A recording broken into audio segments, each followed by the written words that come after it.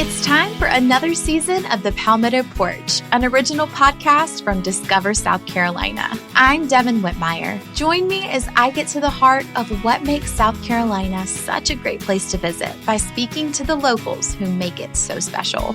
Premiering December 5th, find The Palmetto Porch wherever you get your podcasts. And for more information about our show, visit scpalmettoporch.com. What's the easiest choice you can make? Window instead of middle seat? Picking a vendor who sends a great gift basket? Outsourcing business tasks you hate? What about selling with Shopify?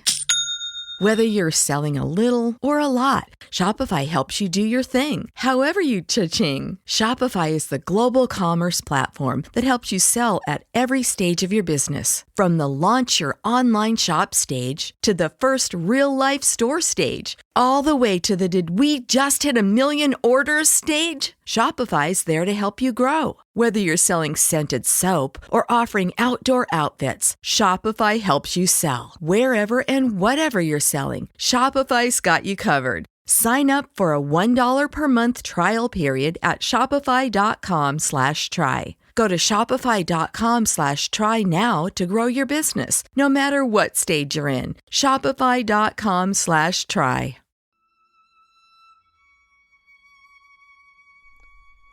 Crimson red glistened grimly in stark contrast against pristine white snow. Even in death, colour seemed to mock him. Clutching his stomach, breath freezing in the air, he watched blood flow from him as freely as ink once did from his pen. Survivor of countless duels, Alexander Pushkin wondered if his life was fated to always end this way.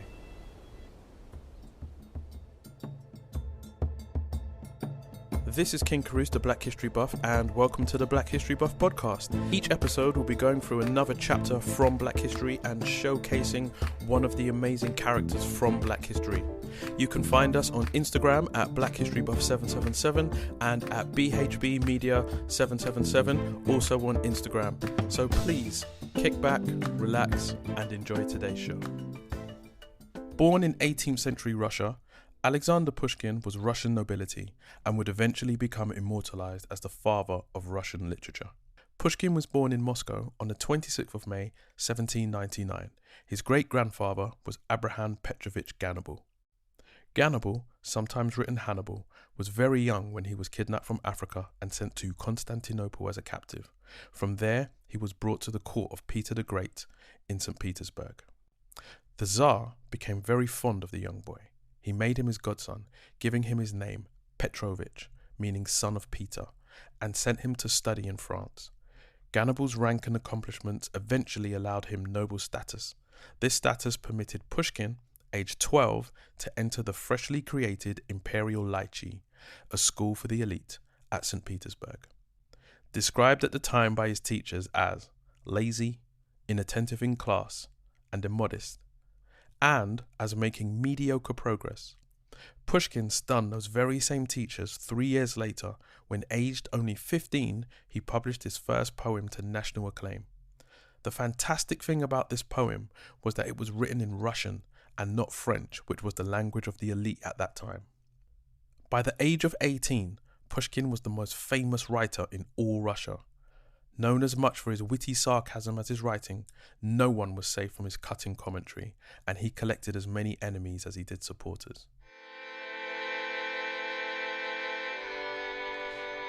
Pushkin took the Russian language to new heights, expressing the plight of ordinary people in words of living beauty.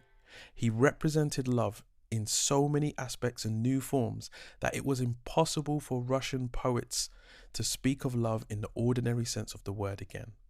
This is one of his poems. I loved you once, nor can this heart be quiet, for it would seem that love still lingers there. But do not you be further troubled by it. I would in no wise hurt you, O my dear. I loved you without hope, a mute offender. What jealous pangs, what shy despairs I knew. A love as deep as this, as true, as tender. God grant another may yet offer you. This was 18th century Russia, and approximately 40 million Russians were caught in a system of serfdom, or as we would call it now, slavery. Forced to work from morning till night, whipped, branded and sold like cattle. Families were sold from estate to estate and torn apart in the process. Pushkin, being from one of the noble Russian families, was spared from this torture. But the misery of the people touched his soul, and he used his pen to express the plight of the masses and fight for liberty, declaring that the serfs were men and brothers, not chattels. He was the first writer of note to say this. This is an ode to liberty written by Pushkin. O shake and shiver, tyrants of the world, but lend an ear, ye fallen slaves. Gain courage and rise. His poems stirred the spirit of the people to such an extent that in 1820 he was eventually arrested and almost banished to the frozen waste of Siberia. But even then he continued to move the people and speak out against the brutal oppression. In December 1825, a secret society inspired by his writings made an attack on the new Tsar, Nicholas. The plot failed, and several of the men were executed. Others were banished to Siberia. Pushkin, who was not there during the attack, escaped punishment. However, his name had been discovered on the books of the society. Knowing how popular Pushkin was with the masses, Nicholas decided that winning him over was the best course of action, and so the two rulers met in the Tsar's palace. The following is my description of what took place. A log fire burned fiercely in the palace throne room, casting amber light and brooding shadows across the two men as they faced each other like opposing pieces on a chessboard. Nicholas, master of the people's bodies, was white. Pushkin, master of the people's hearts, played black. White moved first. The Tsar spoke. Were you a friend of the conspirators against me? Pushkin, back, now turned to the fire, casting a shadow over the Tsar in a sign of complete disrespect, replied, That is true, your majesty. I love those so-called conspirators deeply, and I shall ever love and esteem them. What would you have done had you been in St. Petersburg on the 14th of December, Nicholas asked. I should have been in the ranks of the rebels, Pushkin coolly replied. That would have caused us great sorrow, replied the Tsar.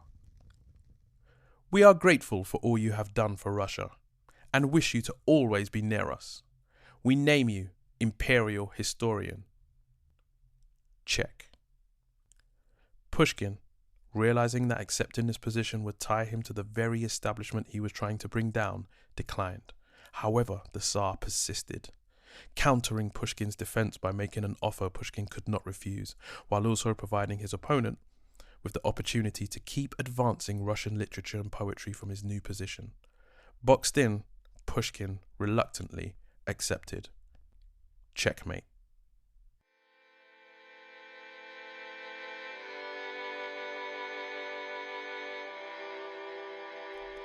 From his new position, Pushkin's star rose even higher. People fought to publish his work for vast sums of money, but Pushkin hated this new environment, preferring to be with the people. He once said, When I meet fools and hypocrites, it is all I can do to keep from biting them. As his fame continued to grow, so did the number of his enemies. Unable to compete with him intellectually, they sought to make fun of his ancestry. There goes the Negro, a descendant of cannibals, is one quote. A black man badly whitened, is another. His detractors claimed he was the descendant of African monkeys. Rather than refute the claims, Pushkin mocked them by doubling down on them, writing, I pleasure the young beauties with the unbridled furies of my African passion. There was some truth in this, as Pushkin's love affairs were legendary. Finally, unable to break his spirit by attacking his colour, his enemies decided to strike through his wife, Natalie, spreading rumours of infidelity. Two of his main enemies circulated anonymous letters saying that Natalie had been unfaithful to Pushkin with the Tsar. In 1836, Pushkin, believing he had finally found the source of one of these writings, a Baron Heckren, a French ambassador, challenged his son, Baron Dianthes, to a duel. Pushkin could not, due to the age and position of Heckren, challenge him directly, so he did the next best thing, and besides, Dianthes had already been paying far too much attention to Pushkin's wife, and so was a legitimate target in his own right. Dianthes, however, avoided the duel by declaring that he was only showing attention to Pushkin's wife to get close to her sister.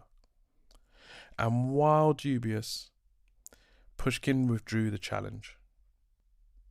The peace did not last, as Dianthes continued to pay attention to Pushkin's wife even after marrying her sister.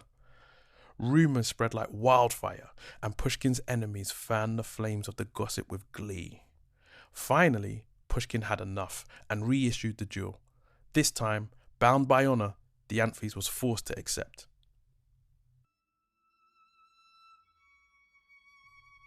The two men met at dawn in February 1837. In snow and biting wind, the two men faced each other, pistols drawn. Crack! Dianthes fired first, hitting Pushkin in the abdomen. With weakened aim and unsteady, Pushkin shot back. Crack! Dianthes was hit. It was just a flesh wound. Pushkin's wound, however, proved to be fatal, and he died 2 days later. Pushkin's death caused outrage in Russia. The poet of the people was dead. The Tsar, fearing a revolt, ordered a private funeral, but concerned that this would further inflame the anger of the people, had Pushkin's body secretly buried at night outside St. Petersburg. Dianthes and his father were driven out of Russia, and Pushkin's enemies were hunted down one by one and either executed or exiled. But even this did not quiet the people, and the Tsar had to eventually resort to banning mention of Pushkin's name in public. Despite this, Pushkin's name lived on in the heart of the people, and he and his writings are now inseparably bound with literature and Russian culture.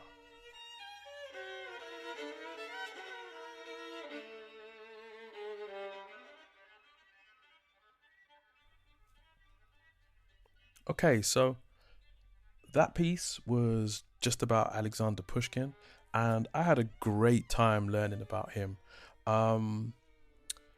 As some of you may or may not know, I've always struggled with writing. I was diagnosed with dyslexia in my early 30s, and that was a light bulb moment to me because I realized that something that I'd been struggling with my whole life, writing more so than reading, had a name and there was a reason for it, and there were tools that I could actually use to help me. And in researching this piece and reading about Pushkin and the things that he had to go through in his life, it really inspired me to push a bit harder and to try and add a bit more flair into my writing. I mean, I've read black authors before, there's numerous amounts, and it's something I really enjoy doing. But just reading about an 18th century black writer who became the father of Russian language just really inspired me to just try and do something a little bit extra. So I'm hoping that you noticed I tried to be a bit more dramatic in my delivery of this and in some of the writing that I've done here. I'm trying, and I'm going to keep trying, and I'm going to keep trying to push things forward and keep it moving. Also, in researching this piece, I found something crazy. So Pushkin, whilst exiled, so they didn't actually exile him to Serbia, they moved him to southern Russia, and he wound up in this place called and involved in something called the Caucasian War. And I came across this and was like, what? The Caucasian War? I mean, Pushkin was traveling through the Caucasus Mountains, which is where we get the word Caucasian from. And I didn't realize there was anything called the Caucasian War. And what this was actually a war that Russia waged against the people of the Caucasian Mountains. Now, this is quite literally the white on white crime that nobody ever speaks about. You have Russia waging a war on the people of the Caucasus Mountains that was actually called the Caucasian War. And this wasn't even the first Caucasian War. It also wasn't the last. And during this Caucasian War, they actually virtually ethnically cleansed a whole race of people called the Carcidians. Now, these Carcidians were rumored to be the source of the Caucasian race by those people who were studying something called phenology, where they looked at the skulls and the cranium to work out who was what race at the time. We all know it was nonsense, and it's been since debunked, and it's all just a load of crap, right? But it blew my mind, because at the same time in, say, America and in Europe, we actually had African slavery, people being shipped over from Africa into America and South America. We had Russians actually waging a Caucasian war against Caucasians, while we were simultaneously, for the first time, being classified as black. Like, that's when the race, to some degree, is round about this area that the races as we now know it were kind of formed and formulated.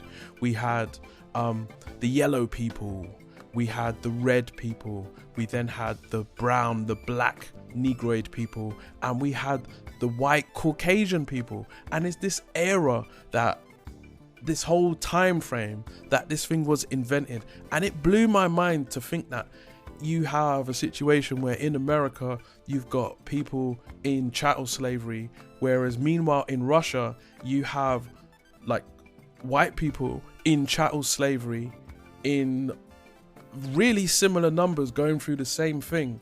And whereas today is always framed as slavery is framed as a black thing versus white people, and it's almost used against us when you hear people talk about black on black crime and why can't black people stick together. But at the time, in the 18th century, at the time when these things were really taking place, you had a Caucasian war called the Caucasian War, with what would technically be classified as Caucasians warring and wiping out and making extinct other Caucasians called Carcidians.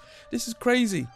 And this kind of had an echo with the war versus North and South at the same time, where you had the South who were fighting to keep slaves. Meanwhile, what they believed to be the ancestors of their race, the Carcidians, being wiped out by the Russians.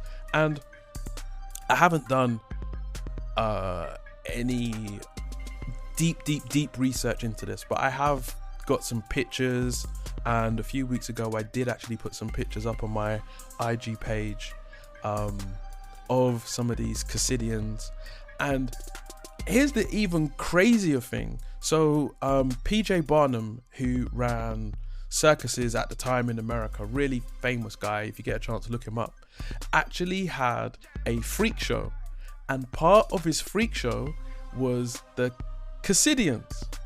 And they had something called the Carcidian Beauty, and this was supposed to be the epitome of white beauty, of Caucasian beauty at the time. Now here's the mad thing.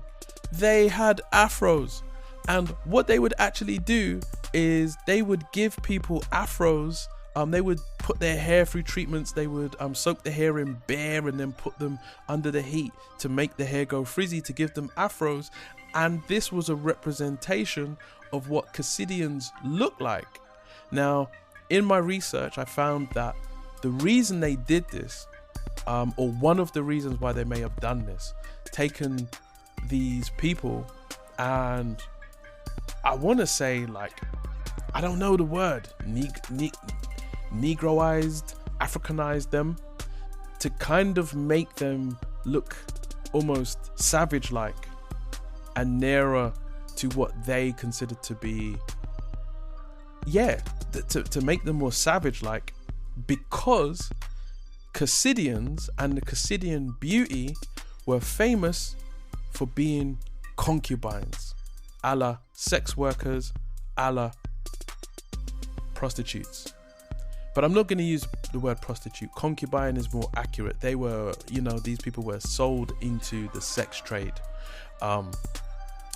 And because they didn't want the image of Caucasian beauty to be linked with being a sex worker, this one particular theory was that they tried to make them look almost less Caucasian, or what we would consider to be Caucasian, by giving them this afro hair.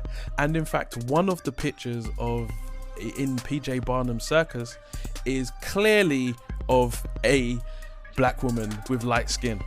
And I just found it hilarious that you have this whole crazy situation of slavery in Russia and then slavery in the States, but then you've got the epitome at the time of white Caucasian beauty actually being a black woman with afro hair who was light skinned, and it just makes me laugh my head off. If you're into words, a word that came to mind when looking into this whole thing was the word aporia. And what aporia means is it's a paradox. It's an irreconcilable philosophy or concept or train of thought, one that cannot be squared. So for me, the aporia was this: white people are Caucasians, but Caucasians are not white. And I think the PJ Barnum circus show kind of really highlights that. If you ever get a chance, just look into the Casidians and the Caucasian War, because it's just really fascinating, especially when you line it up parallel with what was happening at the States at the time. One day, if there's demand for it, I may actually do a post on it. But anyway, as for right now, my name is King Kurus. I'm the Black History Buff. That was a talk, a presentation, a podcast on Alexander Pushkin. I hope you enjoyed it. Please, if you want more information, I will be putting together some images and some notes from this, some text, maybe some quotes as well. So please check out my Patreon page. Have a look at it. Consider being a patron. It would really go a long way to helping me being able to ditch my job so I can do this full time, make longer stories, make better stories, improve the quality. Also check out the sister page, BHB, which has interesting facts and quotes and is just a shorter version of what I do here. And you can also check out my Instagram page, which is Black History Buff 777, which is an Instagram post of some of the posts that I talk about on my podcast, and they kind of work hand in hand together. So please check out my Patreon. I would be so honored if you would consider patronizing me, as it would free me up some time. But if not, that's fine. Just listen to the podcast. Please like, share, comment. Check me out on Facebook. Check me out on Instagram. And really just share the story. You don't even have to mention me. Just share the story. Enjoy it. Be moved by it. Be inspired by it. Go away, maybe look at your own work and say to yourself, do you know what, maybe I can push a bit harder, I can go a bit further, I can be a bit more inspiring, maybe I too can do something to leave my mark on this world. And really just go for it. Just live life, be the best that you can possibly be, and help to uplift the people around you. Each one teach one. And so that's me, King Kurus, the Black History Buff, just wishing everybody a great day.